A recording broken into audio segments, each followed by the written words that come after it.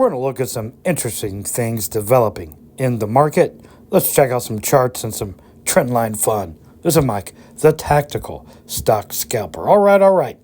These trend lines I'm using are just for visual representation only. They are not down to the penny. So, yeah, there's that. So let's look at Tesla first. Tesla, all it's done for the last, since July is formed lower highs and lower lows. And that is pretty fascinating. Once we broke above 250, it looked like it may have had some momentum here to break through, but all it really did was make a lower high and come back down. Now, however, Tesla is coming to some major support. We're coming to the 200 period moving average on a daily time frame, which has held support right through this period here and other periods through time. We're coming down to it. Me personally, I'm going to be buying some Tesla because I am looking for a bounce from this level. Let's look at Tesla on a weekly time frame. There we are. So as we see here, for 2 years, Tesla has done nothing but create lower highs and lower lows, except for this portion here, which is really lower low, and then we started making higher lows. So can it break out of this eventual downtrend? I do think so. Also on a weekly time frame, we're coming down to the 50 period moving average, the 100 period moving average. That in conjunction with the daily time frame 200 period moving average as we're approaching it lets me know I need to be buying some TSLY here. And what perfect timing to buy some more TSLY, because we're going to have the dividend drop tomorrow. So let's check out Tesla. And I'm not going to lie to you guys, I am absolutely in love with this price action on Tesla since October, staying in this channel. What a great time to be a shareholder of Tesla, quite honestly, because we're not really breaking 1250, but we're not really breaking 1050 either. So we're stuck in a zone, and it's wonderful. So as we see on Tesla, when it gets to 11-ish, it tends to bounce. Now that's all due to the underlying on Tesla, of course. So that lets you know kind of we're getting down to that level. We're down to the level where Tesla has bounced before. So yeah, it makes sense for me and my plan to buy some TSLY tomorrow. Perfect timing. I mean, we're hitting major support on the daily time frame and a weekly time frame on Tesla, and the dividend drop on Tesla. Yeah, time to buy some for this man here. Let's go look at some other charts here. I want to look at QQQ. All right, let's look at the daily time frame on the Qs. If you like my content, I would really appreciate it if you would gently caress that like button. That would warm my heart. And if you haven't subscribed to me, please do. I would appreciate you. All right, Qs are coming down to the 50 period moving average around the 390 price tag. We got a little bit of ways to go there, so we will see what happens with that. We did break below the 20 period moving average. We came back up and hit it. It acted as resistance, and further down we go.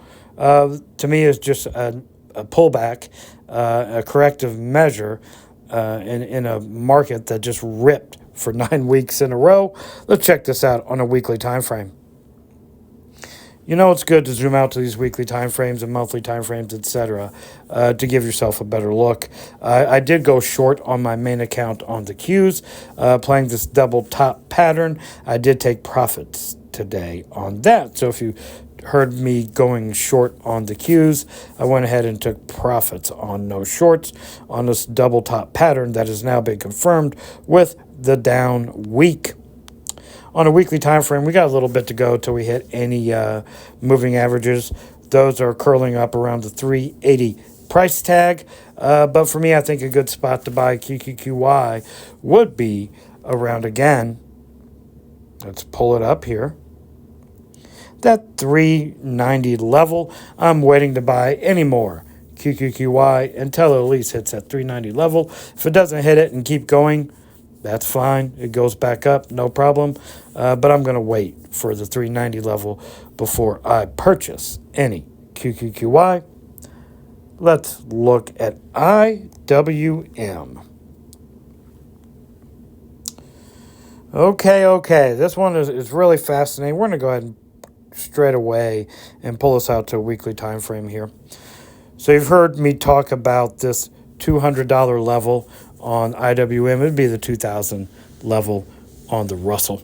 And how, since we've been in this channel for so long, it looked to me like we were going to break out of this channel and go to the upper channel. Does the old tactical stock scalper still believe that? Well, absolutely. Let me show you what I think is going on. I'm going to draw a line here for you.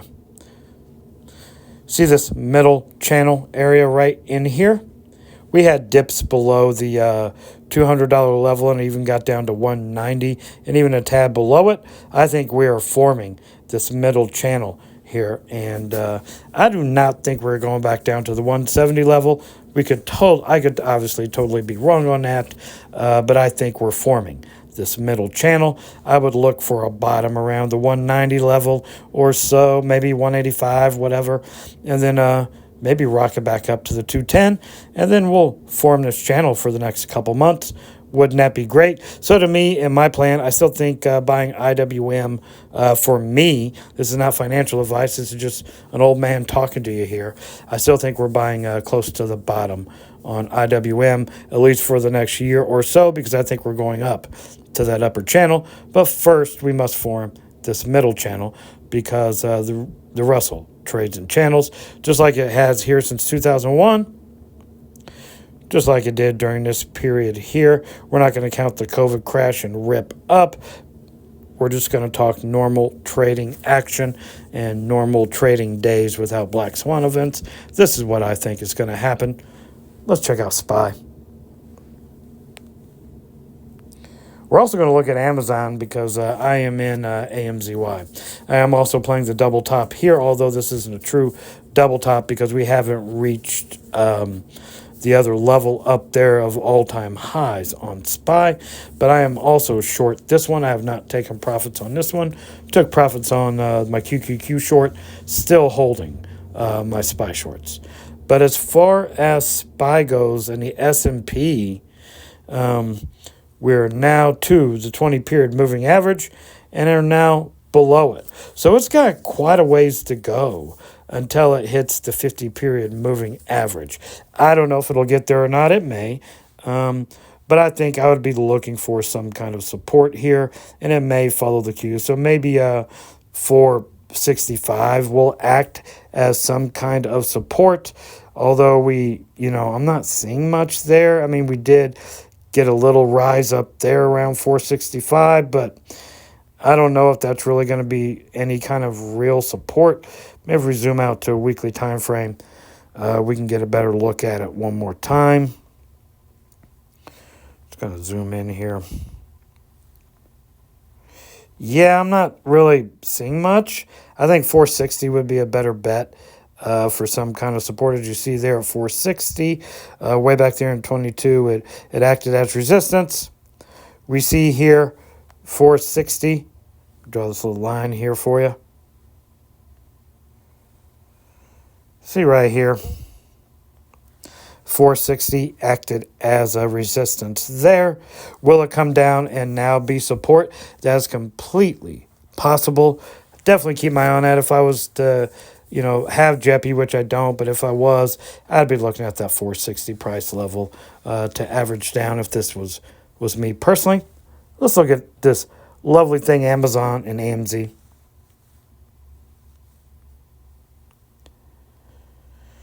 Come on. We'll allow it. There we go, finally. Okay. Amazon still has a ways to go until it reaches its all-time high, which I think it will get there this year and surpass it.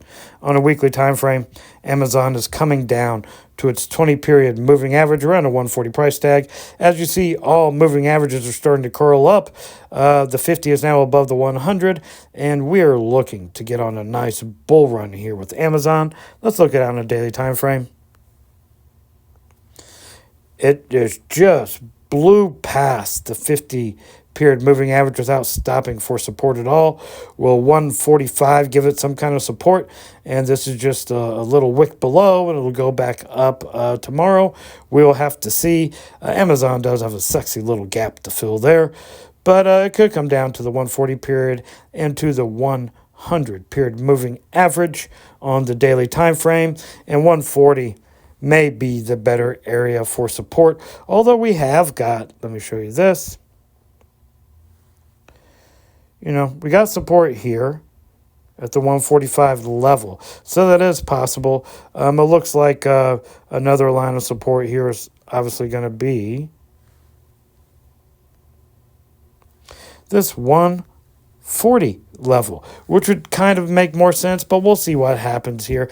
There was a long line of consolidation around the 145 price tag, so it would not surprise me at all if this is just a little head fake and tomorrow we start going back up. We'll have to see how this plays out. Let's look at AMZY. Guys, I can't talk about how much I love AMZY. I need to buy more shares of AMZY. AMZY is just, sorry about that, but we're going to continue on with the video. Okay. AMZY is really just a stable able. Look at this girl. If she comes down to that 18 level, oh my goodness, I'm going to load the doggone boat. But until that time happens, we have broken down through anything, any kind of moving averages on AMZY, but on these charts on the high yield ETFs, I don't necessarily put a lot of stock too much into these charts. It's basically the underlying I look at here. So we might get some support here just due to Amazon. I'm looking for another down day if we do get one from AMZY, because tomorrow we'll have the dividend drop, and if we go lower tomorrow, looks like a good time for me to buy more shares. I only have 11, so it's time to pump that up a little bit because I'm really liking AMZY. Hope you enjoyed the content, guys. This is Mike, Tactical Stock Scalper, out.